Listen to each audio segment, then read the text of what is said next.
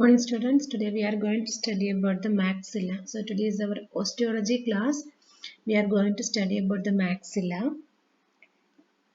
Maxilla are the bones which are forming your upper jaw. They are coming under the category of pneumatic bones. We have studied about the pneumatic bones. Pneumatic bones are the bones which contains air-filled spaces within it. So we have studied about the air-filled space inside the maxilla, that is the maxillary air sinuses. The maxilla, there are two maxillae can be seen. So it is a paired bone which is together forming as upper jaw. The right and left maxillae joining together at the median plane to form upper jaw. They are present on each side of the midline between the orbit. Orbit is this cavity where you can see the eyeball. Between the orbit and the teeth, we can see that is a position of the maxilla, which is together forming right and left maxillae together forming as the upper jaw. They are irregular pneumatic bones. They are irregular pneumatic bones. Two maxillae can be seen on each side between the orbit, the cavity of eyeball, between the orbit and the upper set of teeth. The maxilla itself bearing the upper set of teeth. It is the bone of upper jaw. Type of bone is irregular pneumatic bones. This is the position of the maxilla. So here you can see the anterior aspect of the maxilla, right and left maxillae, which are forming the lateral wall of nasal cavity, and the anterior aspect of the cheek, zygomatic region, and the upper jaw, and also the medial aspect of the orbit. All these are forming medial aspect of the orbit, anterior aspect of the cheek, upper jaw, then the lateral wall of the nasal cavity. All these structures taking part. And we can see the anterior view of the skull. That is the norma frontalis. So the maxilla also taking part in the formation of norma frontalis. So for the individual study of a bone, for the descriptive purposes, we have to learn the maxilla or all other bones. When we are learning about an osteology, we have to study the bones in anatomical position. Anatomical position means the bones which are present in our body, how it appears in our body, that is the anatomical position of the bone. So the maxilla, there are right and left maxilla. So if we are getting a maxilla, we have to identify whether the bone belongs to right side or left side. So for this purpose, we have to study the bone under anatomical position. So for side determination of the given bone, we have to use some tips. That is, the maxilla have got processes or the projections. There are extension, being an irregular bone, there are some projections can be seen from the maxilla. That is, upward projection is the frontal process. The downward alveolar arch which bears the set of teeth, and laterally projecting zygomatic process, and medially there is a large cavity. We have already studied about the maxillary hiatus. Maxillary hiatus is a large opening of maxillary sinus towards the medial aspect of the maxilla, and also the frontal process extending downward as a notch, a sharp margin, that is a nasal notch. So these are the identifying features. Side determination of the maxilla. The frontal process of maxilla have to be upward directed. The alveolar process of the maxilla, which bears the set of teeth, upper set of teeth, have to be directed downward. The zygomatic process have to be laterally placed, and there is the presence of a large hiatus or an opening can be seen on the medial aspect, and the nasal notch which is forming the pyriform shaped nasal cavity. So this is the nasal notch, which is also have to be medially directed. So in both cases, the right and left maxillae, we can see this is medially directed nasal notch. Here is also the medially directed nasal notch. Here is the downwardly directed alveolar arch and upwardly directed frontal process on both sides, and both sides zygomatic process directed laterally. So this is these are the features which are helping for the side determination of the maxilla. So how we can identify the right and left maxilla with the help of this uh, specialized features. Okay, then now we will study about the parts of the maxilla. So this is how it is determining the side. So this is the anterior aspect of the maxilla. So here is also we can see this is the projection, which is zygomatic arch or zygomatic process. From there extending upward, that is the frontal process.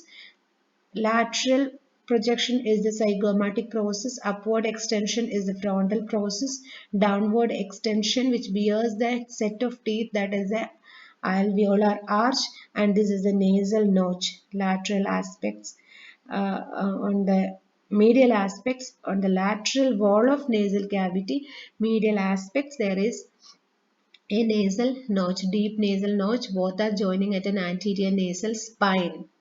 And right and left maxillae joining at the median plane by means of a intermaxillary suture together forming as upper maxilla or upper set of jaw. This is the medial aspect which bears a large opening. This is the medial aspect of the bone which bears a large opening, that is, this is the nasal surface of the maxilla which bears the maxillary hiatus or the large opening of maxillary sinus. The maxilla have got 5 parts. So the next important point we have to, when we have to learn about osteology, first we want to study what is the type of bone. Then second we have to learn about its side determination and position in your body, and then comes about the parts of the bone, and individual parts again maybe with special features we have to learn about it, and also about the attachment and special structures comes in direct contact with the bone. These are the different various features we have to learn in an osteology topic. So the maxilla, we have to learn the parts of the maxilla. So there are 5 parts in the maxilla. The maxilla, the major substance of the maxilla is named as the body of the maxilla. So here it is the body of the maxilla, entire maxilla uh, with processes. So that central portion is named as the body of maxilla. From the body, there are some projections projecting upward, laterally, medially, and downward. The upward projection is frontal process. The lateral projection is zygomatic process.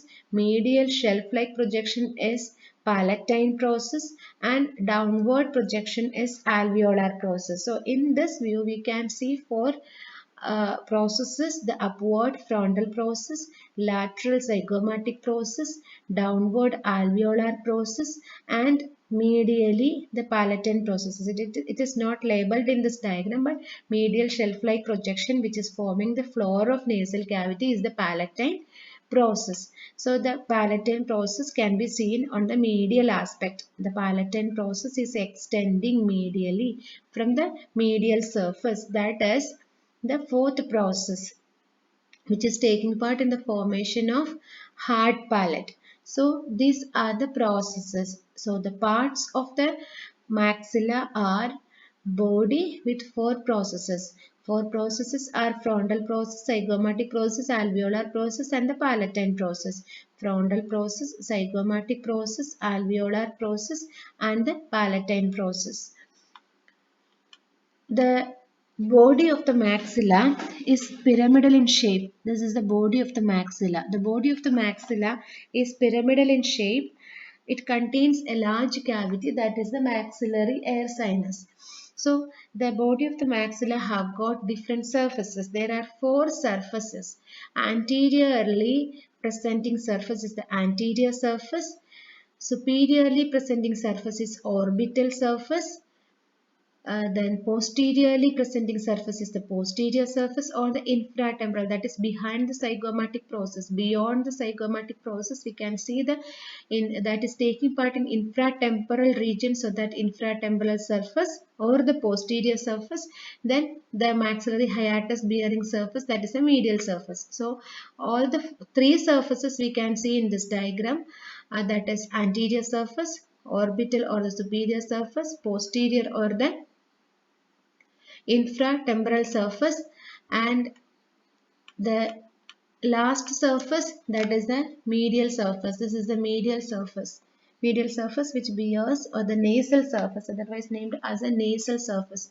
So this is a one surface, nasal surface, this is orbital surface, this is posterior surface, and this one is anterior surface. So the apart from this processes, the complete substance is named as the body of maxilla. The body of maxilla is pyramidal shaped structure. Body of maxilla is a pyramidal shaped structure. That is the pyramidal shaped structure. The apex is directed inside the zygomatic process. The apex is directed towards the zygomatic process, where the base is directed towards the nasal cavity. So the pyramid is directed towards laterally. The pyramid is directed towards laterally. The body, it is in a pyramidal shaped structure. That pyramid with superior surface, orbital surface, anterior surface, forming the anterior part, and the apex is directed towards the zygomatic process, and the base is directed towards the nasal part. So this is the shape and shape of how it appears in the body of the maxilla, how it appears in a diagram, that we can see in this diagram with different surfaces. The surfaces again named as anterior, otherwise named as the facial. This is the anterior surface or the facial surface. We can see anterior surface, right and left maxillae, which are forming as the upper jaw, that is the anterior view. This is the anterior surface or the facial surface, and this is the orbital surface forming as the floor of the orbit, so that it is named as the orbital surface. The posterior surface, it is otherwise forming as the infratemporal surface. This is the posterior surface, and the medial surface which is forming towards the nasal cavity, that is otherwise known as the nasal surface. So these are the four surfaces of the maxilla. This is the other view of posterior surface. The palatine process is nicely seen in this diagram. This is the palatine process of maxilla. Palatine process, right and left palatine process. This is the nasal surface. The nasal surface or the medial surface we can see in this diagram. Posterior surface we can see in this diagram. This is the posterior surface and this is the medial surface. Rest of the surface we can see in this diagram: superior, the posterior, and anterior. So these are the surfaces. Now we will study about the features on the surfaces. The anterior surface have got some features on it. The anterior surface, it has the surface which we can see on the external aspect, the anterior surface. Anterior surface of the body, it is directed upward. It is directed upward and forward. It is directed upward and forward laterally, forming the norma frontalis. It is directed upward and laterally. It is forward directed and it is forming the part of norma frontalis. There we can see an infraorbital foramen. An infraorbital foramen is an opening present.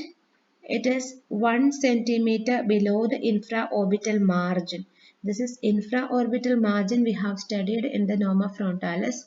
The infraorbital margin is the lower margin, infraorbital margin below of, that is forming the lower margin of orbit. So if below the infraorbital margin there is the presence of an infraorbital foramen. Infraorbital foramen. Uh, the infraorbital foramen passes, or it represents the external opening of infraorbital canal. Infraorbital canal is a canal which traverses through the orbital surface. A canal which is traversing through the orbital surface and opening externally through the anterior surface. So the canal is named as the infraorbital canal. External opening is known as the infraorbital foramen. The structures passing through the infraorbital canal and foramen are infraorbital nerves and same named nerves and vessels. Infraorbital nerves and vessels. The the medially, the anterior surface medially presents a deep nasal notch. Anterior surface presents a deep nasal notch, that is anteriorly a deep nasal notch which present medially. On either side, this two nasal notches joining at the anterior nasal spine. Anterior nasal spine, that is two nasal notches ends below a projection and joins the same opposite maxilla to form the anterior nasal spine. Anterior nasal spine. Below the level of the spine, above the alveolar process, the anterior surface shows a prominence of canine teeth. Below the nasal notch, below the level of the spine, the alveolar process shows projection of the canine teeth and a depression over the incisive teeth. The projection of canine teeth is named as the canine eminence. Canine eminence. The projection of canine teeth is known as the canine eminence. Lateral to canine eminence there is canine fossa. Lateral to canine eminence, a depression can be seen lateral to canine eminence. Canine eminence is the projection which can be seen as a root of canine teeth. Root of canine teeth is projected, or that is more prominent, that is forming as the canine eminence. Lateral to canine eminence there is canine fossa, and medial to canine eminence there is incisive fossa. There is a depression medial to canine eminence above the incisor teeth. The depression is named as the incisive fossa. So above the incisor tooth there is a depression, that is incisive fossa. Above the canine there is a projection, that is canine eminence. Lateral to canine eminence there is a depression, that is the canine fossa. Being a projection, the canine eminence is a projection, so that if a projecting part is there, of course lateral and medial aspect will be depressed. So medially it is named as the incisive fossa, laterally it is named as the canine fossa. To the incisive fossa there is origin of depressor septae. From the incisive fossa to the incisive fossa there is a muscle attaching, that is a depressor septae muscle. That is the origin of depressor septae muscle can be seen. The fibers of depressor septae originating from the incisive fossa. Like that, from the canine fossa there is levator anguli oris muscle originating. Levator anguli oris muscle originating from the lateral aspect of canine eminence or the canine fossa. And levator labii superioris arises from between the infraorbital margin and the foramen. The infraorbital margin and the foramen, between infraorbital margin and the foramen there is a levator labii superioris muscle originating. Levator labii superioris muscle originating between the inferior orbital margin and infraorbital foramen. So these are the features which we have to study at the anterior surface. If two fossa have to learn, that is the incisive fossa and canine fossa. So three features in a line: incisive fossa, canine eminence, canine fossa. Incisive fossa give origin to depressor septae muscle. Then canine fossa is a projection, can be seen just above the canine teeth. Lateral to it, there is a canine fossa. The canine fossa gives origin to levator anguli oris muscle. So these are the features which we have to learn at the anterior surface. Then medial surface. Next surface is the medial surface. So this is the medial surface. We can see the medial surface forms the base of the maxilla. It is named as the base of the maxilla or the nasal surface of the maxilla. This is the medial surface. The medial surface shows the medial aspect of the frontal process, and they're extending a large opening. That opening is the maxillary hiatus. Opening is the maxillary hiatus. This maxillary hiatus is reduced. Maxillary hiatus is reduced in uh, a articulated skeleton. The upper part is presenting upper part of the medial surface is presenting a large irregular maxillary hiatus. This is leading to maxillary air sinus. In the articulated skeleton or in the articulated skull, this hiatus is reduced, or the size is not this much, can be seen in a smaller size. We can see because of the articulating bones towards this opening. The bones articulating are the uncinate process of ethmoid from above, the uncinate that we have studied in paranasal air sinuses. So the uncinate process, a downward projection from the ethmoid from above, and also there is a descending process of lacrimal bone from anteriorly. Descending process of lacrimal bone articulates anteriorly. Then inferior concha which articulates with conical crest of in front of nasolacrimal groove. That is, this is a conical crest in front of nasolacrimal groove. Nasolacrimal groove. This is the nasolacrimal groove, a depression which can be seen in front of the maxillary hiatus. So in front of it there is a crest, can be seen, there is the presence of a conical crest. To this conical crest there is the attachment of conical crest, there is the attachment or articulation of inferior concha can be seen, and also the maxillary process of perpendicular plate of palatine bone from below. Inferiorly, the maxillary process of perpendicular plate of palatine bone articulating with inferiorly. So all these are the structures which are articulating with the maxillary hiatus to reduce its size in a articulated skeleton. So these are the features which we can see. This is the position which is named as the maxillary hiatus, to which the ethmoidal bone above, lacrimal bone anteriorly, the inferior concha antero-inferiorly, and the palatine bone inferiorly. These are the bones articulating in this position. Then there are two features which we have to identify. There are the two features which can be seen in relation with it. They are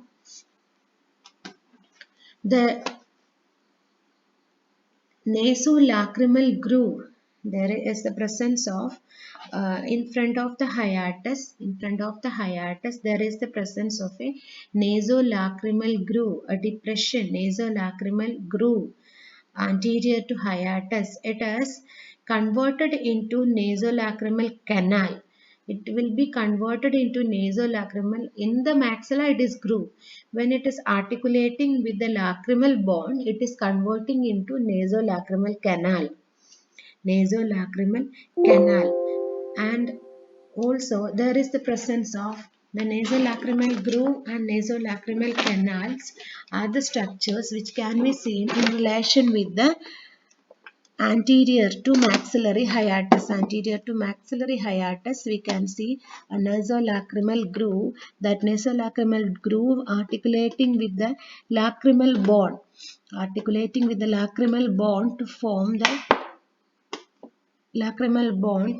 the nasolacrimal canal through which the nasolacrimal duct passes. Through which the nasolacrimal duct passes. So in this diagram, this is the nasolacrimal sulcus or the groove which will convert into nasolacrimal canal later. And also posterior to hiatus. Posterior to hiatus, we can see a canal. Posterior to hiatus, there bears a posterior border. Here we can see a groove. There is a sulcus where we can see a sulcus or a groove. That groove represents greater palatine groove. That is a greater palatine groove. A posterior border of the surface bears a groove known as the greater palatine groove, which converts into greater palatine canal by the perpendicular plate of palatine bone articulating here. By the perpendicular plate of palatine bone articulating here, the canal will convert into, the groove will convert into greater palatine canal.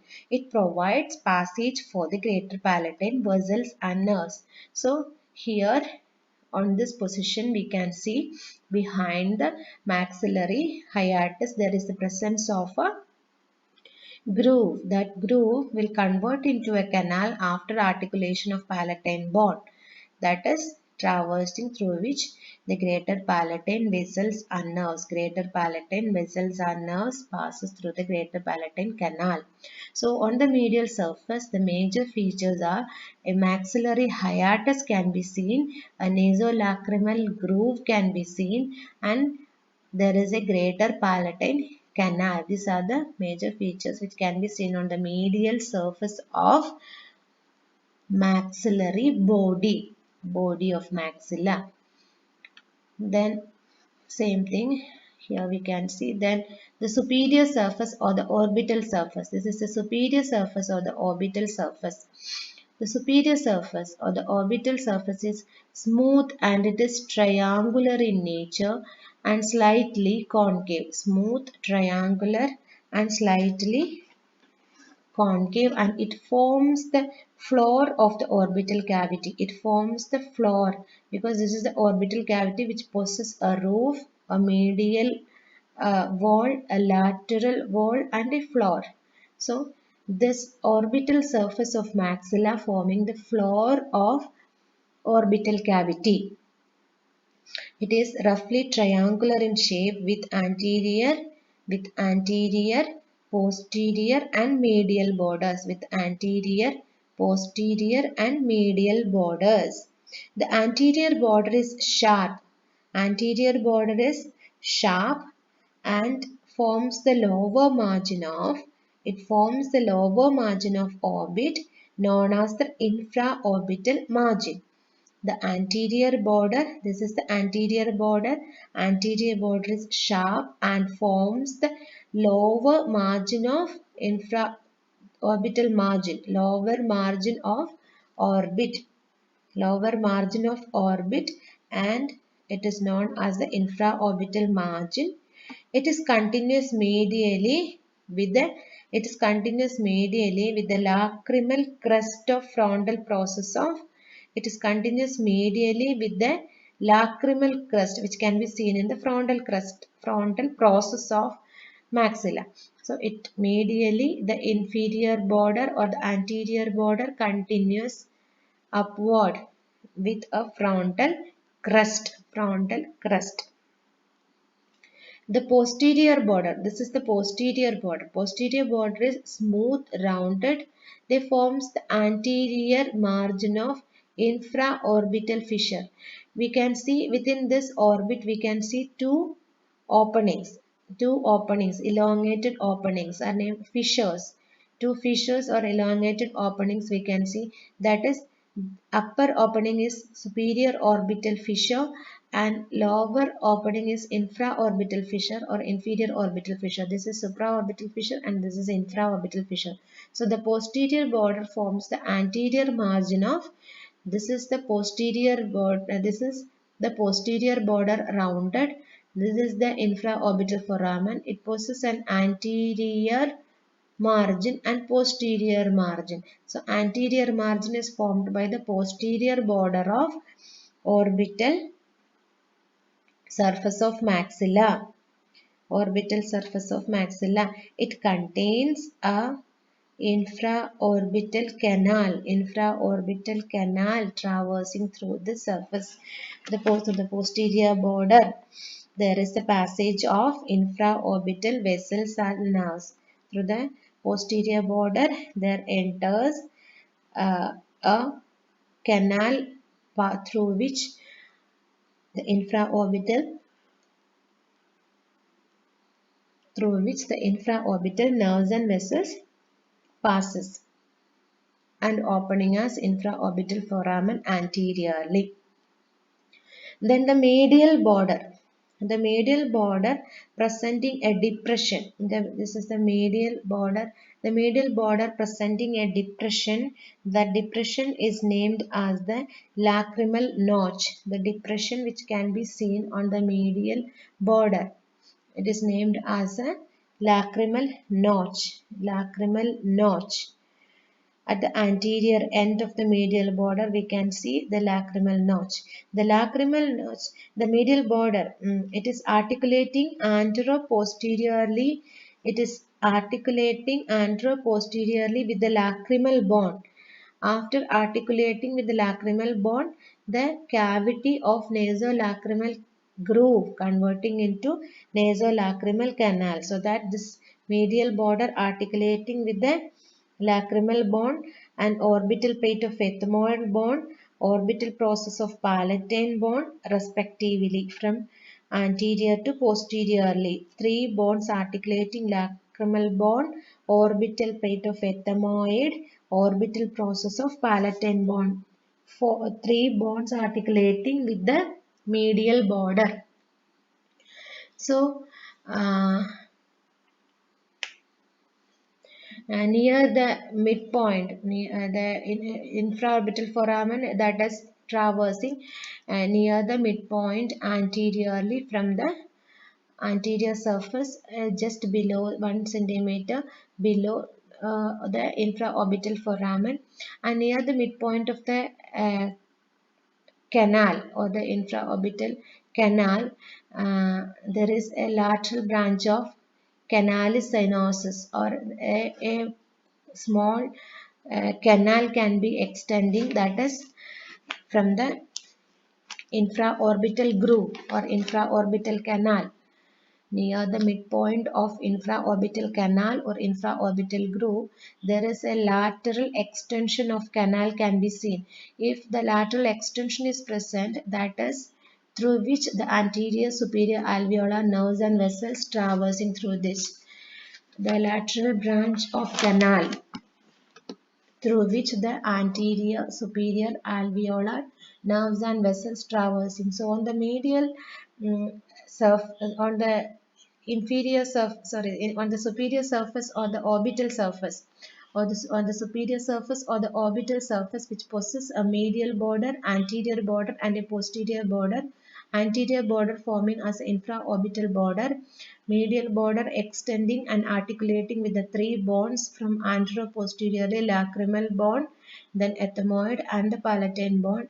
The posterior border forming as the anterior boundary of the infraorbital foramen, and from the posterior border extending anteriorly through the substance that is the lacrimal groove, the nasolacrimal groove or the infraorbital groove. The infraorbital groove traversing through this passage, and from the extension of this uh, groove, infraorbital groove, there may be an extension can be seen. That extension is for the anterior superior alveolar nerves and vessels. That is a lateral branch of the canal can be seen laterally, and it is opening externally as the infraorbital foramen. Infraorbital foramen, that is, these are the features which can be seen on the superior surface. These are the features which can be seen on the superior surface. This is the lateral this is the medial aspect of the, or the medial border medial border of the orbital surface can be seen here, which is to which the ethmoid bone, the lacrimal bone, and the palatine bone articulating anteroposteriorly. Three bones articulating with the medial border. So this is the medial border. The lacrimal bone, after articulating with it, this will convert into a canal. This was the groove. That groove will convert into a canal by articulating with the lacrimal bone, and a depression can be seen on the medial aspect that is named at the anterior end of the medial aspect that is named as a lacrimal fossa, lacrimal notch, or the lacrimal fossa, lacrimal notch, or the lacrimal fossa. That is the upper end of the groove. Upper end of the groove. It is named as the lacrimal notch or the lacrimal fossa. So that is about the orbital surface. Next is about the posterior surface. This is the posterior surface. The posterior surface is convex or projected and directed backward and laterally. The It is forming as the anterior wall of infratemporal fossa. The posterior surface is formed as the infratemporal surface. Infratemporal surface. It is taking part in the formation of infratemporal surface, so that it is named as the infratemporal surface. It is forming as the anterior wall of infratemporal surface, infratemporal fossa, anterior surface of infratemporal fossa, which is formed by the posterior surface of maxilla, so that it is named as the uh, infratemporal surface. The posterior surface, this is the posterior surface. The posterior surface faces backward and laterally. This is faces backward and laterally. It forms the anterior boundary of infratemporal fossa. It forms the anterior boundary of infratemporal fossa. It is separated from the anterior surface by a vertical ridge. It is separated from the anterior surface by a vertical ridge at the level of first molar teeth going to zygomatic process. From the first molar teeth to zygomatic process, there is a vertical ridge. That ridge is called as jugal crest. That ridge is called as jugal crest. Jugal crest means the structure which is extending, a vertical ridge which is extending from the first molar to the zygomatic process. First molar to the zygomatic process, that is named as a juga crest. The jugal crest, which is separating the anterior surface from the posterior surface. Anterior surface from the posterior surface. Then the anterior, near the center or at the middle point, there will be the presence of small openings. There will be at the center, there are one or two foramina can be seen. Small opening can be seen. They are for the passage of posterior superior alveolar vessels and nerves. Posterior superior alveolar vessels and nerves passes through the foramina for the posterior superior alveolar or dental vessels and nerves. Posterior superior alveolar vessels and nerves which are traversing through the small opening can be seen at the center. One or two opening can be seen at the center of posterior surface of the maxilla. Then posteromedially, there is the maxillary tuberosity. This is the maxillary tuberosity. A projection can be seen behind the third molar. Behind the third molar, there is a presence of a projection. Postero-inferiorly, we can see there is the presence of a projection postero-inferiorly that is presenting just behind the third molar, that is named as the maxillary tuberosity. This is articulating with the pyramidal process of palatine bone. Pyramidal process of palatine bone, which is forming the posterior one-third of hard palate. Posterior one-third of the hard palate is formed with the pyramidal process of palatine bone and the horizontal plate of palatine bone. So for this purpose, this is articulating the palatine bone, articulating posteriorly to the maxillary tuberosity and the palatine process of maxilla. So this is the posterior surface. At its upper end, there is the presence of a groove for maxillary nerve. At its upper end, on the posterior surface, in its upper end, there is a groove for the maxillary nerve. Groove for the maxillary nerve. This continues upward into orbital surface as the infraorbital groove. This maxillary groove continues upward into the orbital surface. A maxillary groove which is continuous upward into the orbital surface as the infraorbital groove. So the posterior surface bears a groove for the maxillary nerve. That groove continues at the inferior surface or the superior surface of orbital surface or the inferior floor of orbit through which it is traversing. Then it is named as an infraorbital groove. That infraorbital groove or canal opens as the infraorbital foramen. So these are three continuous passages of nerves and vessels. These continuous passages of nerves and vessels can be seen. It is a continuation from the posterior aspect. It is a continuation from the posterior aspect. So next is about its processes. There are four processes: the frontal process of maxilla, the zygomatic process of maxilla, orbital process of maxilla, frontal process of maxilla, zygomatic process of maxilla, alveolar process of maxilla, and palatine process of maxilla. This is frontal process, this is zygomatic process, this is alveolar process, and this is the palatine process of maxilla. Frontal process of maxilla we will study first. This is the frontal process of maxilla.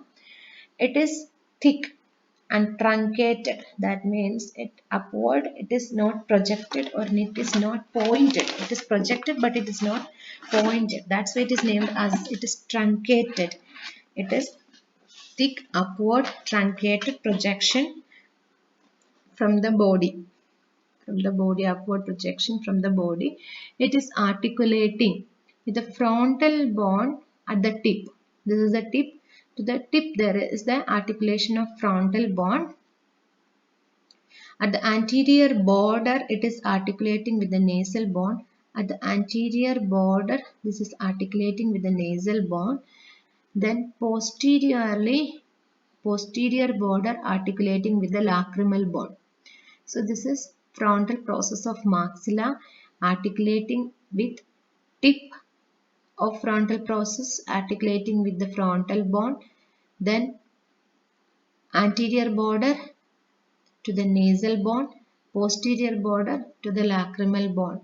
This is a frontal process of maxilla with its articulations. Then the features of the maxilla. Frontal process of maxilla. The features of the frontal process of maxilla. This is the lateral surface. In this diagram, we can see the lateral surface of the frontal process. The lateral surface is divided into anterior wide part and a posterior small part. Anterior and posterior part, the lateral surface of frontal process of maxilla is divided into anterior part and a posterior part by means of a vertical ridge. That ridge is named as anterior lacrimal crest. Anterior lacrimal crest. The anterior part and the posterior part are subdivided by means of a medial vertical ridge. Middle vertical ridge, that is named as the anterior lacrimal crest. This anterior lacrimal crest continues with the infraorbital margin.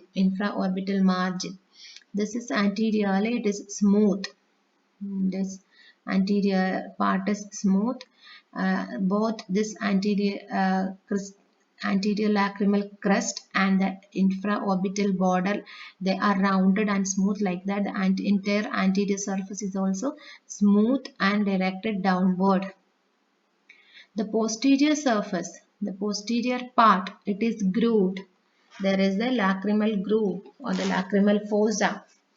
Lacrimal groove or lacrimal fossa can be seen at the posterior part.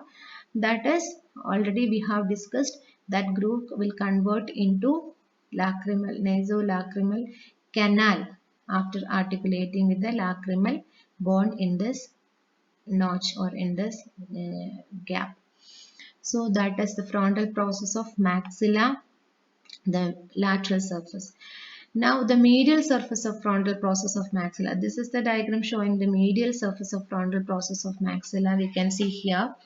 On the medial surface, there is the presence of a ethmoidal crest, a horizontal ridge on the upper part that is named as the ethmoidal crest. The ethmoidal crest uh, articulates with the middle concha, middle ethmoidal concha. It is articulating with the middle ethmoidal concha. The medial surface presents with an ethmoidal crest just below its apex, which articulates with the middle concha of ethmoid. And again, area below the uh, ethmoidal crest, it is a atrium of middle meatus, atrium of middle meatus, because after articulating with this uh, ethmoidal crest, this will convert into middle ethmoidal concha, that is, which can be seen on the lateral wall of nasal cavity. There is three shelf-like projections: superior concha, middle concha, and the inferior concha. So the middle concha is forming by the articulation of middle concha of ethmoid to this ethmoidal crest of frontal process of maxilla. So that below that we can see the middle meatus is the space which can be seen below the middle concha. So that middle meatus anterior aspect is named as atrium of middle meatus. Atrium of middle meatus. Below the middle meatus we can see the inferior concha. So there is the inferior concha. For the inferior concha there is the presence of a crest for the articulation of inferior concha. The conchal crest, where we can see a conchal crest. This is the conchal crest which is articulating crest for the inferior concha, or the conchal crest which is articulating for the there is articulation of inferior concha, a separate independent bone articulating to this crest, forming into inferior concha of lateral wall of nose. So these are the features which can be seen on the medial aspect. Simply there are two projections or crest, one for the articulation of ethmoid, the other for the articulation of inferior nasal concha. In between these two there is a space that is named as atrium of middle meatus. So these are the features which we have to study on the frontal process. So on the frontal process, they're articulating with three bones: frontal bone, nasal bone, and lacrimal bone. It possesses an anterior surface, smooth surface, and a posterior surface, which are separated by means of the anterior lacrimal crest. The posterior surface grooved to form the nasolacrimal canal. The medial surface possesses two crest-like projections, one for the ethmoidal bone. The part of ethmoid articulating with it is middle concha, and the inferior concha articulating with the conchal crest. So these are the features which can be seen on the medial aspect of frontal process. Next is about the zygomatic process. In this diagram, this is the zygomatic process. So zygomatic process is a lateral extension from the body. It is a projection, pyramidal projections project laterally from the junction of anterior surface, posterior surface, and the orbital surface. It can be projected, or the position of this process can be seen as a projection laterally from the meeting point of anterior surface, posterior surface and the orbital surface. There is an extension of bony ridge from the zygomatic process to the maxillary tuberosity, that is the jugal crust. So this is a zygomatic process articulating with the maxillary process of zygomatic bone. Maxillary process of zygomatic bone articulating with the zygomatic process of maxilla. This is the palatine. The last process is the palatine process. The palatine process of maxilla, they can be seen as shelf-like projection medially extends horizontally towards medially extending from the nasal cavity and the nasal surface, from the nasal surface to projections, shelf-like projections at the lower aspect of nasal cavity forming as the floor of the nasal cavity to processes extending medially. They are the palatine process of maxilla, medially extending palatine process of maxilla. Both are articulating at the midline, uh,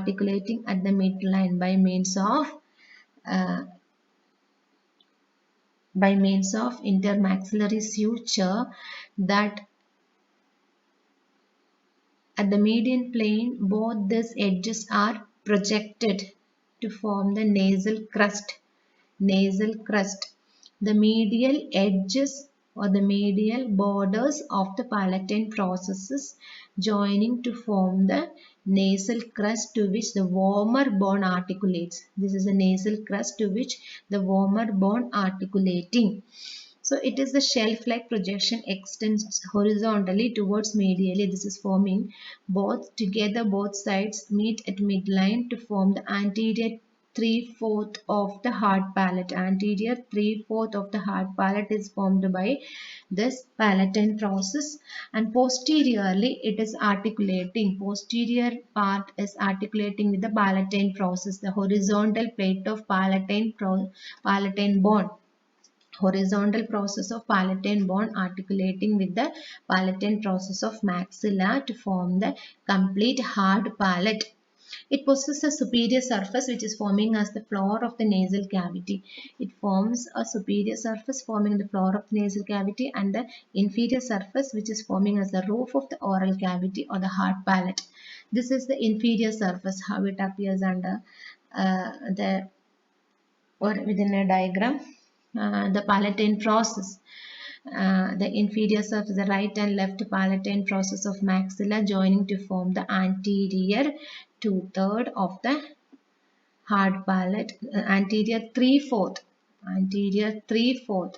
of the hard palate, and posterior 1/4 of the hard palate is formed with the horizontal plate of palatine bone. This is the horizontal plate of palatine bone. Together it is forming. This is the inferior surface of palatine process.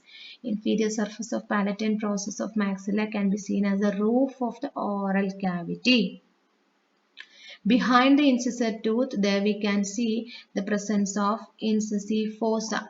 Incisive fossa or incisive right and left incisive fossa together forming as the incisive foramen. Incisive foramen,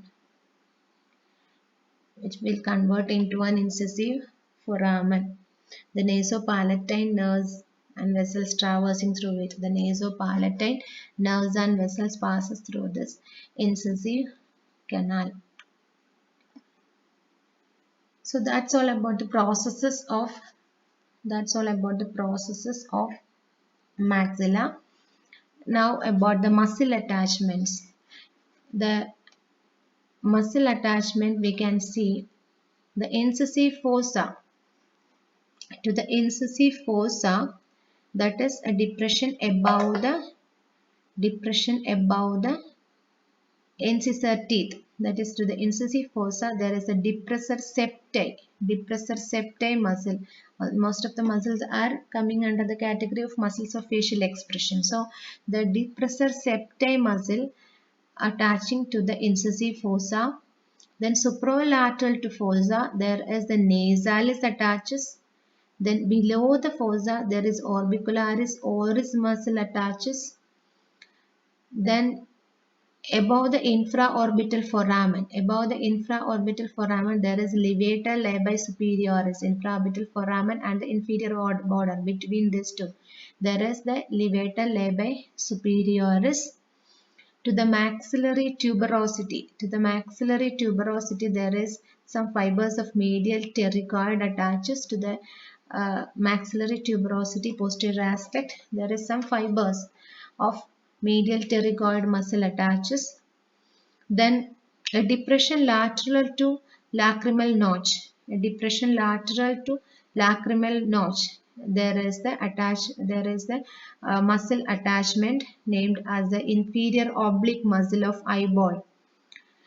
Inferior oblique muscle of eye. That is an extraocular muscle which is helping the eyeball to move.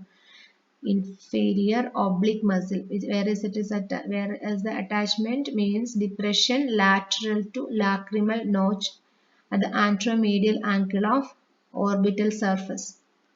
And this is the position of inferior oblique muscle. Then anterior to lacrimal crest. Two muscles attaching. One is orbicularis oculi muscle, the other one is levator labii superioris alaquinaceae. Anterior to lacrimal crest, anterior to anterior lacrimal crest, there is the presence of two muscles attaching. They are orbicularis oculi and the levator labii superioris alaquinaceae. Then the buccinator muscle attaching to the external surface above first to third molar teeth. Buccinator attaches originating from the alveolar process above the first to third molar teeth. These are the muscles attaching to the maxilla. So by this we came to the end of the maxilla. Once again I will explain the parts of maxilla.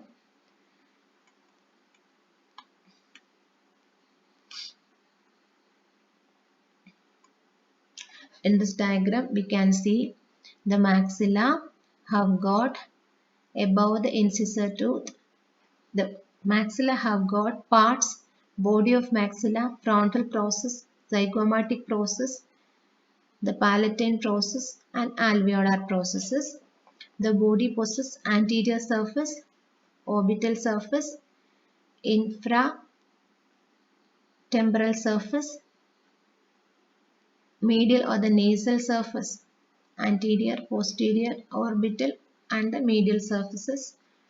Then anterior surface shows incisive fossa, canine eminence, canine fossa, infraorbital foramen. Posterior surface shows a jugal crest. There are one or two openings for the posterior dental vessels, posterior superior alveolar nasal vessels. Then there is a cavity or groove for the maxillary nerve that is extending through the orbital surface as the infraorbital groove. That infraorbital groove opening into the anterior surface as infraorbital foramen. This is orbital surface with the anterior border, posterior border and medial border. Anterior border, posterior border and medial borders. Then the processes. In this diagram we can see the frontal process, zygomatic process, the frontal process articulating with the nasal bone, frontal bone and the lacrimal bone. And in this diagram we can also see the frontal process, zygomatic process, orbital surface, the foramen, infraorbital foramen, the anterior nasal spine, then the nasal crest, the anterior intermaxillary suture, nasal notch we can see here. This is the infraorbital groove. Infraorbital groove can be seen in this picture. This is a diagram showing the infraorbital groove, which is opening as the infraorbital foramen, and this is the opening of posterior dental canals. This is the maxillary tuberosity, nasal notch, and this is the lateral surface of the frontal process. This is anterior nasal crest, and this is the lacrimal notch. This is maxillary hiatus. This picture shows the medial surface, medial or the nasal surface with frontal process. Two vertical or horizontal ridges can be seen for the ethmoid, the crest for the ethmoid and crest for the inferior nasal concha. This is extending as the palatine process.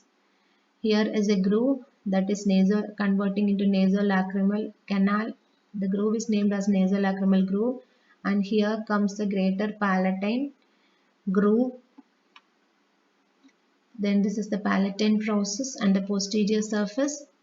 To the posterior surface, a canal for the maxillary nerve, which is extending as the infraorbital canal.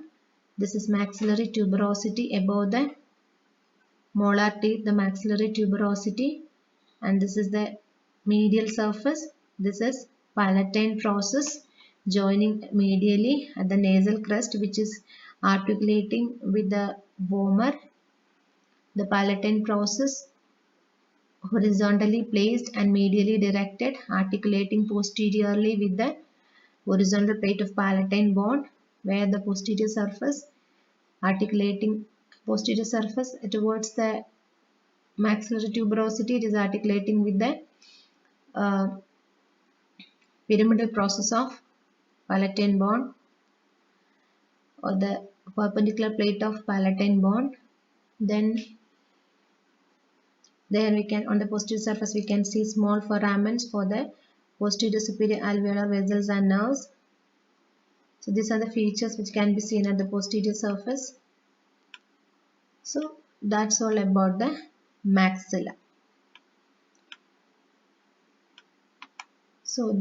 the maxilla. Thank you.